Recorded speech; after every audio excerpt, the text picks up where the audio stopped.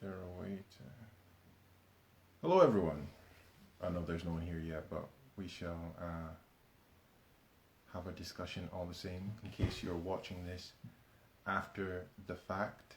Unfortunately, I don't think Instagram rotates the thing naturally, and hi Nathan, my stand doesn't twist vertically, so you'll just have to bear with me awkwardly talking sideways. But today we're talking about, I'll bring this down a bit. We're talking about, hi Scott, is generational wealth only things like money, houses, cars, things with a monetary value, essentially, stocks, shares, investments, all these sorts of things that, you could put in a will.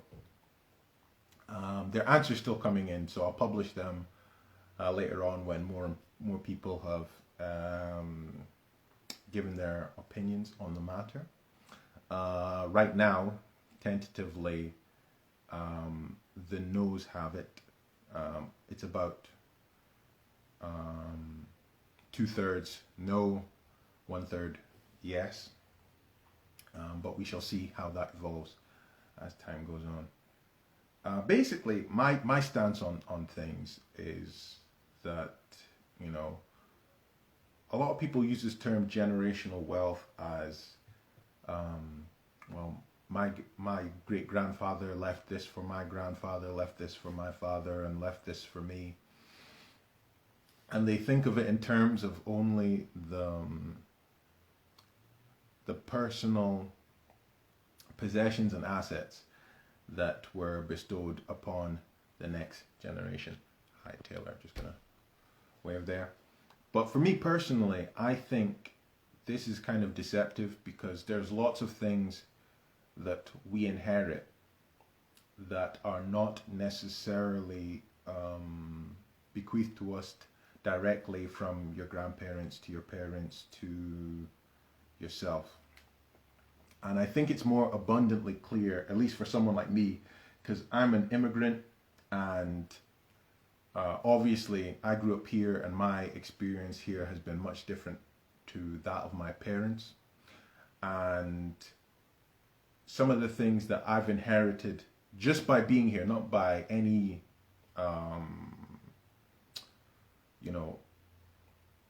excessive doing, are what a lot of people around the world, and even in this country, in the UK, for those of you that are not in the UK, strive to have. I mean, if we're going back the 50 odd years when my parents were in school in Nigeria, all their primary school education was privatized. So there was no like, oh, you get to go to school for till you're 16 and then you drop out or whatever. No, anybody that wanted to go to school had to pay to go to school, or pay to have their children to go to school. So a lot of people couldn't afford, or a lot of people could only afford to put their children in for a short period, and then there'd be a harvest, or there might be a poor harvest, and then, okay, this particular term they can't afford it, and that kid is basically pulled out to farm, or he's, they have to redo an exam to go to the next year, because I think as well, even at primary school level, it wasn't like here where it's tied to your age. If you're 5, you're P1. If you're 6, you're P2. If you're 7, you're P3, etc., etc. It's literally like, yeah, you have to pass to get into P1. So you could be, 7 in P1, and you could be, a different age. But if you passed or whatever, you can move forward, sort of thing. So it's different. And being in this country, I've inherited like a pretty awesome education. This is an education that large portions of the world are literally dying to get, sort of thing. I have clean water, another thing, and we have so much clean water here that, again, like, people wash their cars and piss in swimming pools and all that sort of thing, and it's not a problem. But again, there's people dying for these things. And I've not done anything to build that. In fact, even of your own parents' generations, much of the roads, the infrastructure, the things that they've inherited that have made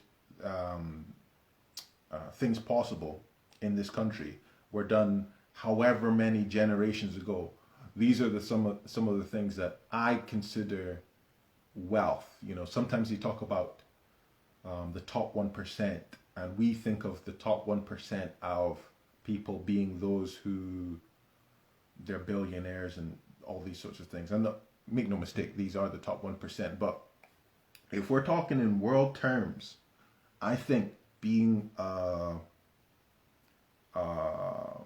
living in the West in a peaceful nation, affordable access to clean water, the ability to travel relatively freely, no wars, effective government, relative to like the world, free education, and in Scotland, free education up to university. Like that is the 1%. Like that is like as good as it could possibly get in the world. If we're talking relatively speaking, obviously, if you're, you know, your dad's Jeff Bezos and whatnot, like there's another level. But if we're talking about like the 99% of the world, like that is the best, you know, sort of thing.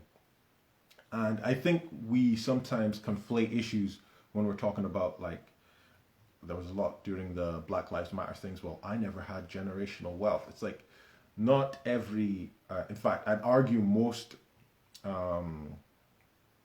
white people in America, or even in this country, are not being bequeathed anything from, you know, I don't know, like something crazy from 4 generations back or 5 generations back. If anything, you know, I think, is it what, maybe 2 or 3 generations after your parents, there's like there was a Great Depression and things. There's been all sorts of, there was world wars, for instance. So I think sometimes we conflate the issues, because there's a difference between the immoral and illegal and unjust activities of billionaires and corporations and governments and all these sorts of things, and the progression of different sectors of society, you know, sort of thing. Because, I mean, even Jeff Bezos is just a middle class guy. He was a middle class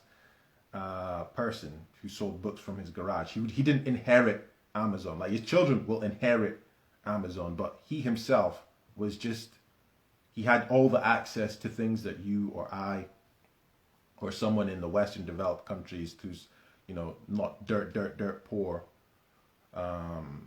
could make, you know, sort of thing. And particularly with things like, even when we talk of like Amazons and Microsofts and billionaire companies, you know, there are parts of the world where a Microsoft couldn't be, you couldn't make a Microsoft there. Like, I was watching a thing about Jeff Bezos and how he started. It was just a brief, you know, 5-second clip. It was about how he started Amazon by selling books from his garage. And I was thinking, you know, there are many countries in the world where they wouldn't have allowed this. They wouldn't, like, you know, ignore the garage part, like it could be a stall or anything like that, but, you know, you had to live in a place that had access to books in a high enough quantity, like maybe there were second-hand books, you know. Here you can go into second-hand books store, pay £90, sorry, or £1 or £2 and get, you know, books, you know. You could start a collection, you know, tenner, but, you know, you can't really, there are places in the world that you can't find books so readily. They're in a library, and that's it. You know, and those libraries, sometimes they're you know, school libraries or university libraries, so they're not open access. Like here, even like Aberdeen Uni library, the public can just access it. They may have to pay, but it's open. But in parts of the world, it's not the case. You know, if you're not enrolled, you're not getting in. You know, sort of thing. Hello, demo.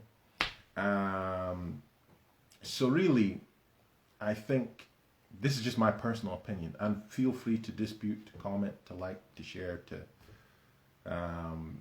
vehemently disagree, because I'm just sharing my opinion just so that people can chat, people can tell me what they think, because so many of these tonight's questions, people have shared an opinion with their like response. They've, you know, sometimes recently I've just been doing like yes no questions, but with answers that require like, you know, maybe a sentence or a few words, people will, you know, have like long conversations with me, telling me like, oh well, this is why I think this, and this is why I think that, and it enriches my life, and I like to share those things. I keep it all anonymous, just so that nobody's, you know, uncomfortable sharing. But by all means, if you have any opinions or thoughts, feel free to drop a message, and I'll share it if you don't mind, unless you tell me not to share.